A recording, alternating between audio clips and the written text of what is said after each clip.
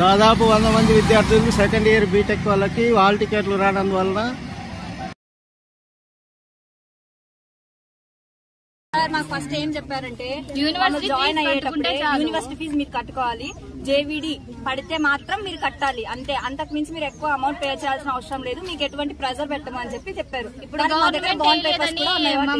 వాళ్ళు ఇప్పుడు ఏమైనా ప్రెజర్ చేస్తున్నారంటే 1 lakh కడితే తప్ప మేము మీకు హాల్ టికెట్స్ ఇయ్యము అని చెప్పారు. సర్లే అని చెప్పి ఇస్తారేమో అని చెప్పి 10:30 వరకు వెయిట్ చేసాం. అయినా కూడా వాళ్ళు రెస్పాండ్ కావట్లేదు. సార్ వాళ్ళు అయితే అస్సలు రెస్పాండ్ కావట్లేదు. ఇప్పుడు మాకు 2 పరిష్కారాలు కావాలి.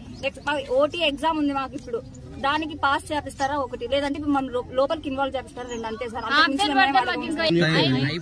మాకు సబ్జెక్ట్ ఫెయిల్ అయినట్టు ఇంకా మాకు సొల్యూషన్ కావాలి సార్. చదువుకుంది వేస్ట్ ఆబ్సెంట్ అయినట్టు సార్. గవర్నమెంట్ అమౌంట్ పడి మేము కట్టుకోకుండా ఉంటే మా తప్పు ఉండేది సార్. దాని అమౌంట్ పడుకోకుండా మమ్మల్ని అడుగుతున్నారు, పేరెంట్స్ కి ప్రెజర్ పెడుతున్నారంటే మేమేం చేయలేము సార్ దానికి.